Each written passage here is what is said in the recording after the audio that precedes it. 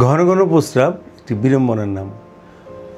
সবসময় আমাদের কাছে রোগীরা আসে ঘন ঘন প্রস্রাবের সমস্যা নিয়ে, বলে স্যার আমি এই ঘন ঘন প্রস্রাবের কারণে আমি অফিস করতে পারছি না, আমি ক্লাস করতে পারছি না, আমি কর্মক্ষেত্রে মনোনিবেশ করতে পারছি না।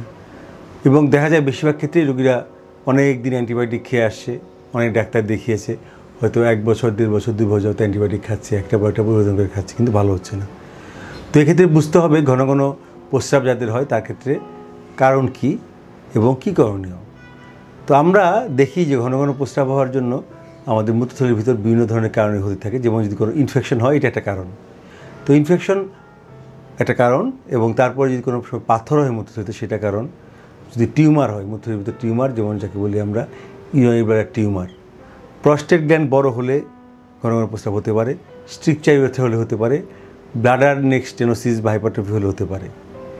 এবং অনেক সময় দেখা যায় যে অতিরিক্ত পানি পান করলে ঘন ঘন প্রস্রাব হতে পারে। কাজেই সবগুলো কারণ যখন আমাদের অন্যান্য কারণ নিউরোলজিক্যাল সমস্যাগুলো এবং অন্যান্য কারণ দূর করার পরে আমরা সাধারণত চিকিৎসা করে থাকি। এবং ইউটিআই বা ইউরিনারি ট্র্যাক্ট ইনফেকশন একটা কারণ, সেক্ষেত্রে আমাদের অ্যান্টিবায়োটিক দিতে হয়। আমরা দেখে কালচার সেন্সিটিভিটি না করে আমরা অ্যান্টিবায়োটিক দিব না। আর যদি মূত্রের ভিতর টিউমার হয় সেটার চিকিৎসা আছে, টিবি হলে সেটার জন্য চিকিৎসা করতে হবে। মোদ্দা কথা, কারণ দূর করলে অটোমেটিক্যালি ঘন ঘন প্রস্রাব দূর হবে। আর যদি যে ক্ষেত্রে কারণ না পাওয়া যায় সেক্ষেত্রে আমরা কয়েকটা জিনিস খুঁজি, সেটা হচ্ছে উনি কতটুকু পানি পান করেন। বেশিরভাগ ক্ষেত্রে রোগীরা দেখা যায় একটা পানির বোতল সাথে করে নিয়ে আসে এবং সে লিটারের পর লিটার পানি খেয়ে সকালে উঠেই 3-4-6 গ্লাস পানি খেয়ে ফেলছে। কিডনি যাতে ওয়াশ আউট হয়ে যায়, রোগীরা বলে যে আমাদের কিডনিটা ওয়াশ আউট হয়ে যাবে, এটা কিন্তু এটা মোটেও উচিত নয়। যারা সেডেন্টারি লাইফস্টাইল লিড করেন, ঠান্ডায় কাজ করেন, ইস্তে কাজ করেন, তাদের ক্ষেত্রে 2 লিটার পর্যন্ত পানি যথেষ্ট। গরমে কাজ করে 2.5-3 লিটার, বা যারা মধ্যপ্রাচ্যে থাকেন বা যারা গরম ওয়েদারে কাজ করেন বা শ্রমিক ভাইরা, তারা হয়তো 3 লিটার পর্যন্ত পান করতে পারেন। অর্থাৎ পানি পান সীমিত করে বা নিয়ন্ত্রণ করে আমরা ঘন ঘন প্রস্রাব থেকে মুক্তি পেতে পারি।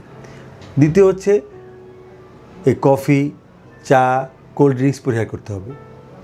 শরীরের ওজন নিয়ন্ত্রণ করতে হবে, রসালো খাবার কম খেতে হবে, এবং রাতে অবশ্যই খাবার দ্রুত খেয়ে 7-8টার মধ্যে খেয়ে তখন আর বেশি পানি পান করা যাবে না। এর পরবর্তীতে আসে যে যখন প্রস্রাব রোগীরা ঘন ঘন করে তাদের বলতে হবে সে সময়টাকে আস্তে আস্তে পিছাবে। যেমন হয়তো আধা ঘন্টা পরে তার ব্রেক পাচ্ছে, সে একটু দেরি করবে, একেবারে টাইম ভয়েডিং। সে হয়তো প্রথমে 1.5 ঘন্টা, পরে 2, 2.5, 3 ঘন্টা পরে প্রস্রাব করবে। সে ডায়েরি মেনটেন করবে যে কতটুকু পানি খেলো এবং কতটুকু প্রস্রাব হলো। এবং ডাবল ভয়েডিং, অর্থাৎ একবার প্রস্রাব করার পরে সে আবার প্রস্রাব করবে। তাহলে কিন্তু তার এই যেটুকু রেসিডুয়াল ইউরিন, কিছুটা প্রস্রাব জমা থাকে, ইভেন প্রস্রাব করার পরে যে কয়েক ফোঁটা ঝরে পড়ে, সেই সমস্যাটা দূর হবে যদি সে ডাবল ভয়েডিং করে। আর কিগেলস পেলভিক ফ্লোর এক্সারসাইজটা খুব গুরুত্বপূর্ণ ভূমিকা পালন করে। অর্থাৎ সে যে স্টোনিচক্রের যে মাংসপেশিগুলো সেগুলো চাপ দিয়ে ধরবে এবং ছাড়বে, ধরে গুনবে 1, 2, 3, 4, 5 এ পর্যন্ত গুনবে, আবার ছাড়বে। এভাবে দিনে 3 বেলা, প্রতিবেলায় 10 বার করে মোট 30, 40, 50 বার পর্যন্ত করলে অবশ্যই ঘন ঘন প্রস্রাব থেকে অনেকটা নিষ্কৃতি মেলে। একই সময়ে তার ওজন নিয়ন্ত্রণ, খাদ্যাভ্যাস পরিবর্তন এবং এক্সারসাইজ করা অবশ্যই গুরুত্বপূর্ণ ভূমিকা রাখে। এবং কিছু কিছু ওষুধপত্র কিন্তু এক্ষেত্রে ভূমিকা রাখে। যেমন ডায়াবেটিক জাতীয় ওষুধ সে গ্রহণ করছে কিনা, হতে পারে আনকন্ট্রোল ডায়াবেটিস মাইটাস হতে পারে, এগুলোও খেয়াল রাখতে হবে। আর এক্ষেত্রে দেখা যায় যে অনেক সময়ই রোগীরা আসে যে তারা ঘন ঘন প্রস্রাবের সাথে অন্য কোনো সমস্যা যেগুলো আছে সেগুলো আমরা পরীক্ষা নিরীক্ষা করে দেখি।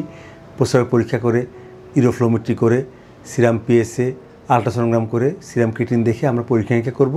এবং রোগীকে ঘন ঘন প্রস্রাবের থেকে মুক্তি পেতে হলে অবশ্যই তাকে সঠিক রোগ জেনে ইউরোলজিস্টের শরণাপন্ন হয়ে চিকিৎসা করে ভালো থাকতে পারবে, এবং এভাবেই ঘন ঘন প্রস্রাব থেকে মুক্তি পাওয়া সম্ভব। আপনাদের স্বাস্থ্য বিষয়ে সচেতন করার জন্যই আমাদের এই আয়োজন। তাই প্রতিনিয়ত স্বাস্থ্য বিষয়ে বিভিন্ন টিপস পেতে আমাদের চ্যানেলটি সাবস্ক্রাইব করুন এবং বেশি বেশি লাইক ও শেয়ারের মাধ্যমে সবাইকে আমাদের সঙ্গে সংযুক্ত হবার সুযোগ করে দিন।